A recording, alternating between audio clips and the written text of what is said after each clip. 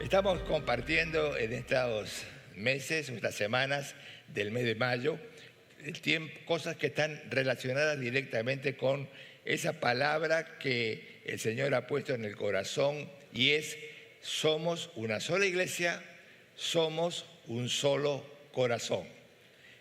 ¿Se acuerdan de que estamos hablando de eso? A ver. ¿Tengo que empezar de cero? Bueno, a propósito de ese tema, el Señor ha puesto en mi corazón fuertemente el poder conversar o compartir con ustedes acerca de esto, de ser una iglesia, de vivir en una vida que sea una vida vivida en comunidad. Y este es el plan del mensaje que quiero compartir con ustedes. Y me gustaría que podamos leer unos versículos de la palabra de Dios juntos. Seguramente van a estar proyectados en la pantalla. De todas maneras, voy a intentar leerlo desde mi Biblia. Por si acaso, me gusta usar la 1960, a la antigua, todavía. No digo que las otras sean malas, pero hay algunas cositas que no me cierran del todo. Así que voy a leer Romanos, capítulo 12, un texto muy conocido para aquellos que somos creyentes desde hace muchos años. Romanos capítulo 12, y vamos a leer los primeros 5 versículos. Amén. Si tiene su Biblia, ábrala. Haga contacto con el papel de las Escrituras. Esto es mucho mejor que tenerlo en un teléfono. No digo que esté mal tenerlo en un teléfono, en una tablet. Hágalo. Tiene ojos, léalo. Pero la Biblia siempre es la Biblia, a la antigua. ¿Está bien? Dicen las Escrituras, Pablo, escribiéndole a los romanos y en el capítulo 12, así que, hermanos, os ruego por las misericordias de Dios que presentéis vuestros cuerpos en sacrificio vivo, santo, agradable a Dios, que es vuestro culto racional. La Escritura añade a los mismos hermanos a los que les estaba hablando: no se conformen a este siglo, sino que transfórmense por medio de la renovación de vuestro entendimiento, con un propósito, para que comprobéis cuál es la buena voluntad de Dios, agradable y perfecta. Hasta aquí una parte. Ahora vamos al 3, al 4 y al 5, que un poco va a afirmar lo que quiere decir en los primeros 2 versículos. Digo pues, por la gracia que me es dada a cada cual que está entre vosotros. ¿A quién es la gracia? Digo pues, por la gracia que me es dada. ¿A quién le fue dada la gracia? A Pablo. No era su propia gracia, era la gracia que él recibió. Amén. Por esa gracia que recibí les digo a todos que no tengan más alto concepto de sí que el que deben tener, sino que piense de sí con cordura, conforme a la medida de fe que Dios repartió a cada uno. Versículo 4. Porque de la manera que en un cuerpo, y aquí vamos a un solo corazón, de la manera que en un cuerpo tenemos muchos miembros, pero no todos los miembros tienen la misma función, así también nosotros, siendo muchos, un cuerpo en Cristo y todos miembros los unos de los otros. Amén. Vamos a orar al Señor. Padre, te quiero dar gracias en este día y decirte, Padre, que esta es tu palabra, que tú has decidido que hoy tenga la oportunidad de compartirla con los hermanos, hablar de este tema tan trascendente para los propósitos tuyos y los planes tuyos para con nosotros los seres humanos. Y te pido, Padre, que pueda hallar esa gracia para poder explicarlo y que todos podamos entender realmente el mensaje central de lo que tú quieres decirnos.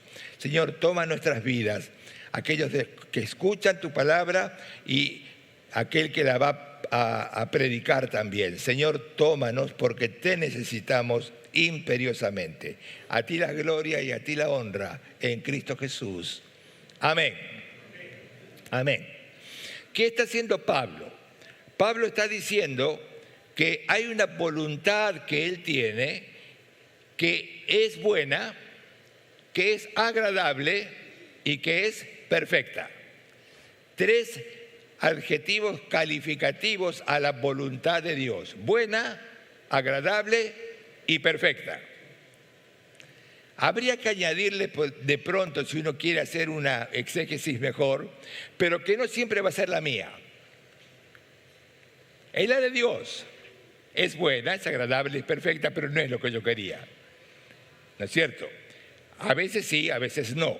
Ahora, esta transformación que produce el Espíritu Santo, que podemos tener solamente aquellos que hemos renacido por el Espíritu de Dios, se supone que son cristianos que están viviendo en una comunidad y esa comunidad se llama iglesia. Pablo está escribiendo a una iglesia que él nunca había visitado, a una iglesia que él no conocía, a una iglesia que él no sabía sus caras, pero sí conocían sus conceptos y las cosas que estaban pasando en Roma, porque había emisarios que iban y venían y le contaban a Pablo lo que estaba pasando. Entonces les está diciendo: hermanos creyentes de Roma, por favor, tengan a bien tener muy en cuenta que Dios quiere que hagamos un sacrificio para encontrar esa unidad que necesitamos. Y para ello, Pablo está enseñando cómo tenemos que vivir. Y una de las cosas que está diciendo, y es ahí donde empieza Pablo a cerrar un poco el círculo de lo que quiere decir ahí ese tiempo y a la iglesia de todos los tiempos. Está diciendo Pablo: mira, ¿sabes qué? Hay algo que tengo que explicarte y es: no pienses más alto de ti que lo que debes pensar. ¡Wow! Yo creo de mí lo que yo creo que soy, lo que a mí me parece que soy. Pero Pablo está diciendo, y esto lo he leído en un comentarista del libro de Romanos, antiguo comentarista, decía que la relación y la comparación de un cristiano para saber cómo es pensar más alto o más bajo es una relación vertical. Mi comparación no puede ser con el hermano de mi lado, no puede ser con mi líder de red, mi comparación no puede ser con mi maestro ni con mi pastor, mi comparación tiene que ser con Dios. Es vertical, no es horizontal. Y esto es lo que decía el comentarista, me llamó mucho la atención. ¿Por qué? Porque nosotros a veces nos pasa que nos creemos que somos algo que realmente no somos. Por eso Pablo insiste: nadie piense de sí mismo mucho más de lo que debe pensar. Si quieres vivir en una comunidad, si quieres que en esa comunidad no haya demasiadas dificultades, si quieres que nadie te mire mal, pues no te compares con el hermano, compárate con Dios. ¿Está bien? Y añade la palabra del Señor que esto solamente se puede lograr pensando con cordura. Y cuando dice con cordura es: piensa con buen juicio de ti mismo. Por eso, ¿qué es lo que el Señor está diciendo? Aquí hay algo muy particular. Tiene que haber una transformación en tu mente. Esa palabra que algunas veces hemos usado desde aquí, desde el púlpito, esa palabra que se llama metanoia. Cuidado, porque tu mente no puede ser la misma mente que tenías antes de conocer al Señor. Permite que así como el Señor cambió tu corazón, también haya una metanoia en tu mente. Por eso la palabra del Señor dice: por medio de la renovación de tu entendimiento, con el fin de poder entender cuál es la buena voluntad de Dios. Entonces nuestra comparación es así. Una mente transformada hace que tengamos una mente espiritual. No puede ser de otra manera. La mente espiritual viene por causa de una mente transformada. Por eso, esto es lo que nos permite vivir en armonía con los hermanos y en armonía con el grupo, en armonía en nuestra red, en armonía en nuestros estudios, en armonía en nuestra iglesia. Me estoy dejando entender hasta aquí. Amén.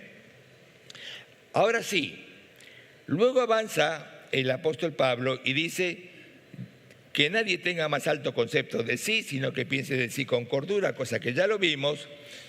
Y acá hace un análisis de algo simple de entender. Porque de la manera que en un cuerpo tenemos muchos miembros, pero no todos los miembros tienen la misma función, así nosotros, siendo muchos, somos un cuerpo en Cristo y todos miembros los unos de los otros. Mire, no sé calcular cuántas personas puede haber aquí, pero somos varios, somos muchos, ¿no es cierto?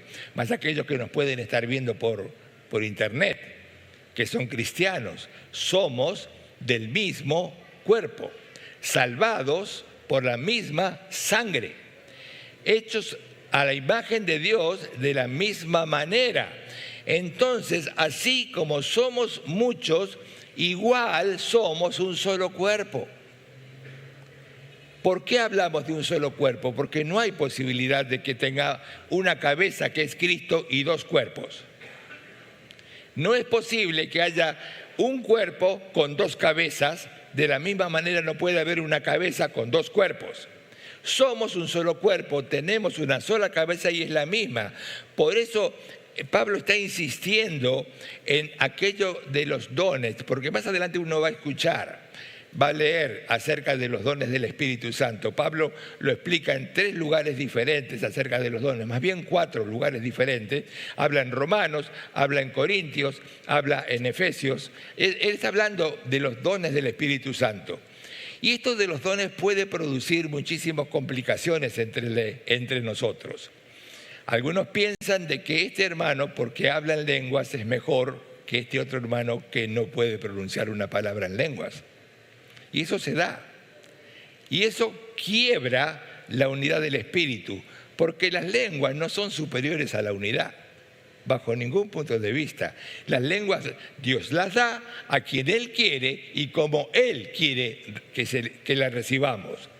Esto no nos permite compararnos con mi hermano, porque uno tiene un don, otro tiene otro don, otro tiene otro don, pero todos forman parte ¿de qué? Del cuerpo de Cristo.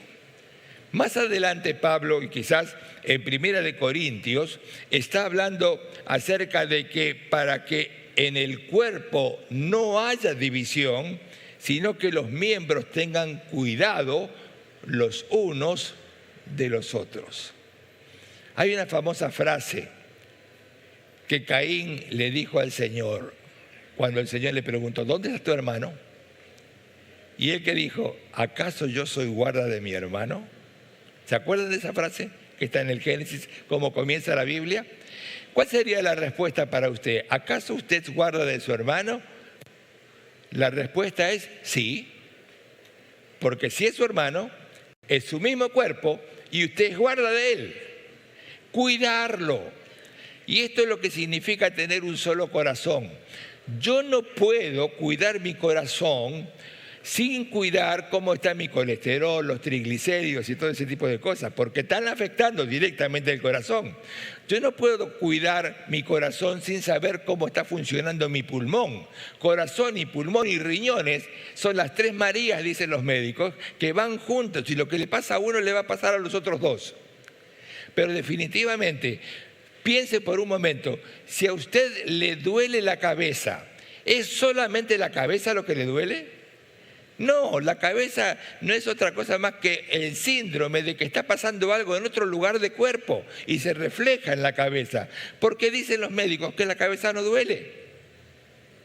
sino que se refleja un problema hepático, coronario, depresión, vaya a saber de qué. No soy médico para poder explicarlo, pero la cabeza no duele, pero usted siente dolor de cabeza.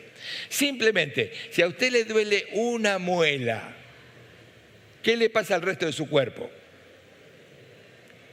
Ay, me duele la muela, quiero dormir, no puedo seguir adelante. ¿Por qué? Porque somos un organismo. Y el organismo está unido uno con otro de una manera muy singular. Por eso la palabra del Señor en Corintios dice, en el cuerpo no hay división, sino que tiene que haber el cuidado de los miembros, de los unos por los otros. Por tanto, si a ti te duele el ojo, debes cuidar tu ojo para que el resto de tu cuerpo funcione de la manera adecuada. Si a ti te duele, perdón la palabra, ¿no? Pero si a ti te duele el uñero y no puedes caminar o te duele, imagínate, no sufre solamente el dedo del pie, sino que va a sufrir el resto del cuerpo. Así también la iglesia. Cuando un miembro se duele, todos los miembros debiéramos dolernos. Cuando una muela está bien y la boca no me molesta, nada me tiene que molestar. Tengo que estar bien en todo el sentido de la palabra. La pregunta es, si Pablo nunca había ido a Roma y aconseja a los hermanos que vivan de esa manera, ¿cuál sería la razón? Es que Pablo escribe desde otro lugar y ya tenía la experiencia de las cosas que pasaban en Corinto, ya sabía las cosas que pasaban en Éfeso, ya sabía cuál era el problema principal de las iglesias, la desunión. Mucha gente, pero no eran un solo corazón. Nosotros tenemos que aprender a vivir en la diversidad. Cada uno de nosotros somos distintos. Cada uno de nosotros pensamos diferente, pero todos vamos unidos en pos de aquel que nos llamó de las tinieblas a su luz admirable, que se llama Jesús. Todos, seas colérico, seas sanguíneo, seas melancólico, seas flemático, seas la combinación de cualquiera de ellos, todos somos llamados a un mismo cuerpo.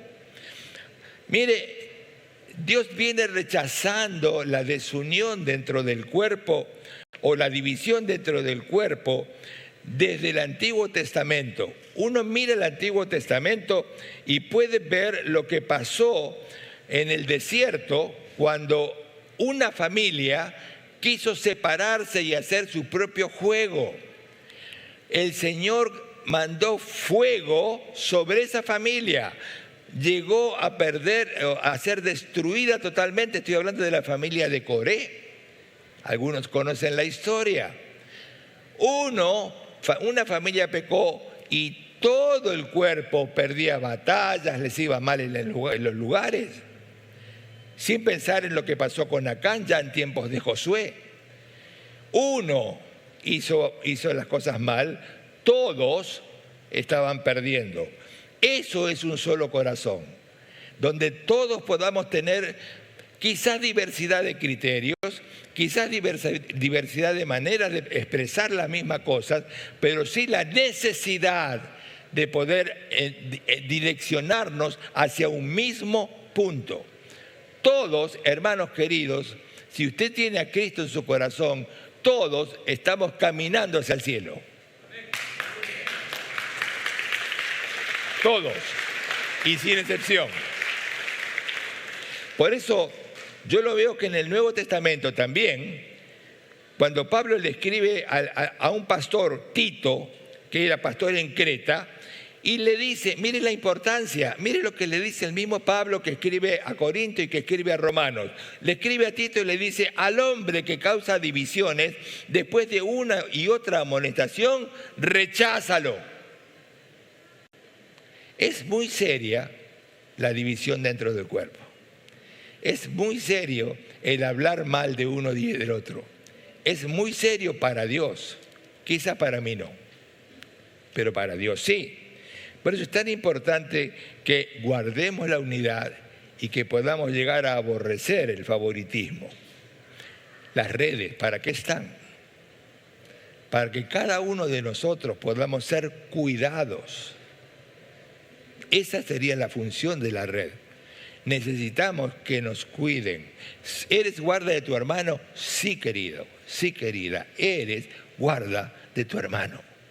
Tienes que cuidarlo. Por eso se fomenta la necesidad de estar en una red. Por eso se fomenta la necesidad de dirigir una red, tener a cargo personas a quienes puedas cuidar. ¿Para qué? Para que todas juntas puedan tener la posibilidad de vivir en comunidad. Mire, yo quiero decir esto, que a mí me importa muchísimo. A Jesús, en esa famosa oración sacerdotal que está en San Juan capítulo 17, 4 veces ora por la unidad de los discípulos.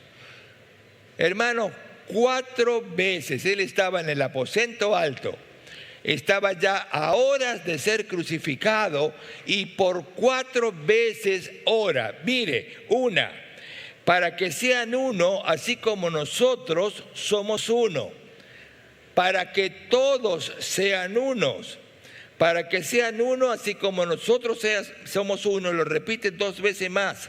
¿Te imaginas millones de personas, pero a los ojos de Cristo somos solo uno? Millones de personas, pero a los ojos de Cristo un solo corazón. Millones de pensamientos diferentes, pero una sola manera un solo criterio. Estos domingos pasados se estuvo enfatizando bastante en el Salmo 133. ¿Por qué? Porque es un salmo hermoso para hablar sobre lo que es la necesidad de vivir juntos. Mira cuán bueno y cuán delicioso, dice el versículo 1, es cuando los hermanos habitan ¿cómo? ¿Peleados y en armonía? ¿Separados y en armonía? No. Eso no es lo que dice el Señor. Cuando dice en armonía, está diciendo en acuerdo, en paz, en calma, en unión. Esto es comparable con la armonía de una familia. Cuando una familia se forma, tiene que aprender a vivir en armonía. Donde cada uno de nosotros en una familia sabemos cuál es el rol que nos corresponde, sabemos cuál es la función que tenemos, pero todos trabajamos con amor, con el propósito de levantar a la familia a la cual pertenecemos. La iglesia es una familia y todos debemos trabajar en amor para poder enlazarnos con el fin de levantar a la familia que tenemos. Si tú ves a tu hermano que está mal, si tú ves a tu hermano que te necesita, si tú ves a tu hermano que necesita que tú ores o lo llames por teléfono, simplemente hazlo. No para darle su chiquita, sino para decirle: acá estoy, orando por ti. Orando por ti, necesito que sepas que oramos. Por eso, de la misma manera, la comunidad cristiana, cada creyente, cada uno de nosotros, podemos tener funciones diferentes. Pero no podemos olvidarnos que no tenemos, quizá voy a decir, no sé si se conoce aquí, pero sí en mi país muchísimo, nadie puede hacer un rancho aparte. ¿Se entiende eso? ¿Se dice? Pues qué bueno. Nadie puede hacer su rancho aparte. No. Somos de una familia. Y si vas a hacer tu rancho aparte, como lo pueden hacer los hijos el día que crecen y quieren hacer su propia familia, tiene que ser en armonía también. De la misma manera. Y estoy hablando del apoyo mutuo, estoy hablando de la necesidad de apoyarnos unos a otros. Así es una comunidad cristiana. Cuando el Evangelio de San Juan pronuncia estas palabras de Jesús, Jesús decía: quiero que mis seguidores sean uno, así como el Padre y yo somos unos. No hay indivisión entre el Padre y el Hijo. Son uno. No debe haber indivisión entre tú y yo o entre tú y tu hermano. No. Eso es un solo corazón. Ese es un solo propósito. que quizás lo vamos a lograr de distintas maneras, porque cada uno tiene una manera distinta de pensar, pero armonía significa que yo tiro sobre la mesa mi manera de pensar, tú tiras la tuya y juntos nos ponemos de acuerdo en sacar afuera lo que no va y poner adentro lo que sí va. Siempre te vas a dar cuenta cuando logras eso que son mucho más las cosas que nos unen que las que nos separan. Siempre es así. Por eso yo quiero ir terminando esto para decirles otra vez acerca de las redes. La necesidad. Yo estoy viendo una hermana aquí, no quiero señalarla ni decir su nombre, pero hay una hermana que hace muchos años que forma parte de una red y la líder de la red es una mujer anciana que ya prácticamente no ve, que está muy enferma, muy delicada de salud, que tiene mujeres solteras, viudas, divorciadas, de todo, pero mujeres nada más. Hermanos, es como la gallina. Discúlpeme la comparación. No se lo diga, hermana, usted me escucha y sabe de quién estoy hablando. Abre las alas y debajo de sus alas están todas sus chicas. Y todos los días la llama, le manda un mensaje, un WhatsApp. Esa mujer tiene como 83 años, si no me equivoco, por ahí está. Y todos los días está ahí, todos los días, cuidando de las hermanas. Y hable con cualquiera de las hermanas y le van a decir, no me toque a mi líder. Pero hable con la líder y le va a decir, no me toque a ninguna de mis chicas. Es una red que conozco muy bien, porque hemos tenido con mi esposa la oportunidad de visitarla muchas veces y vemos cómo funcionan. ¿Que son iguales? Son distintas. ¿Que piensan distinto? Claro que sí. ¿Que hay profesionales y no profesionales? Claro que sí. Son diferentes, pero un solo corazón. Un solo corazón. Y yo tengo esa red no como que no haya otras iguales, pero es la que más conozco como un modelo para poder decir la necesidad de tener una red. Hermanos, la unidad, el solo corazón para Dios no es una opción, es un mandato divino. Tómalo igual tú, la unidad, un solo corazón, una sola iglesia, es un mandato de Dios. No es otra cosa. Por eso compartir el mismo propósito, como lo hacía también otro texto que se manejó mucho durante estos tiempos, Hechos capítulo 2, versículo 22 al 47, la iglesia primitiva, todos iban detrás de un mismo propósito. La primera iglesia. Y también mirando este Salmo 133, un tercer versículo, es como el rocío del Hermón que desciende sobre los montes de Sión, porque allí envía Jehová bendición y vida eterna. Hermano, ¿quieres bendición? ¿Quién no quiere bendición? Si hay alguien que no quiera bendición, muéstremelo, por favor. Quisiera verlo, a ver. ¿Hay alguien que no quiera bendición? ¿Hay alguien que sí quiera bendición?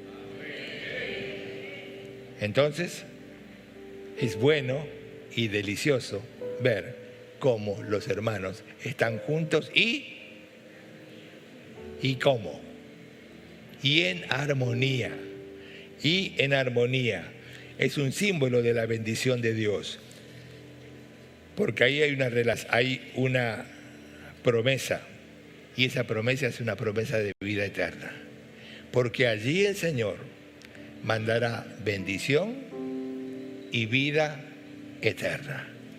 ¿Cuántos dicen amén a eso? Jesús ora por la unidad y tiene un propósito enorme. Esto de ser un solo corazón tiene un propósito enorme y es que el mundo crea en Él. Jesús dice, para que el mundo crea. Seamos uno para que el mundo crea. Lo que vemos en Romanos 12, lo que vemos, le sumamos el Salmo 133, le sumamos Hechos capítulo 2, le sumamos San Juan capítulo 17, todo nos recuerda que es un solo corazón, un solo espíritu, una sola dirección. Una sola dirección. Mire, hermanos, ayer estaba mirando estadísticas más actuales, por eso lo miré ayer.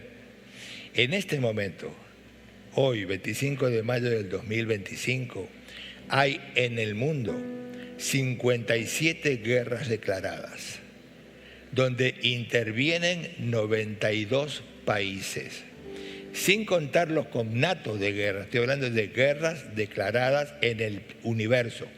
52, ¿no le parece muchísimas? No es la tercera, ni la cuarta, ni la quinta guerra mundial. Son 52 países en guerra. Perdón, 52 guerras, 92 países en guerra. No precisamos una más en la iglesia. No, al contrario.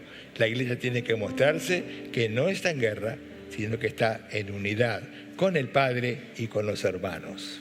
Amén. Necesitamos esa unidad porque ella la compró Jesús con su sangre, su preciosa sangre. Yo creo que todo debe comenzar cuando aprendemos a cuidarnos unos a otros. Hágase su compromiso de cuidar. Piense en algún hermano que usted ame, quiera, le gustaría cuidarlo. Todavía no es un líder de red, pero ya tiene todas las condiciones para poder serlo. Hermano, busque mínimo 2, 3 hermanos a los que pueda cuidar, llamarlos. Es necesario. Eso es independiente de la marcha de la iglesia, de lo bien que somos, de lo bueno que somos, de lo malo que somos. Eso es totalmente separado. Eso es un mandato. Es un mandato de Dios. Y si somos sus hijos, tenemos que cuidar lo que el Señor nos ha dado. Amén.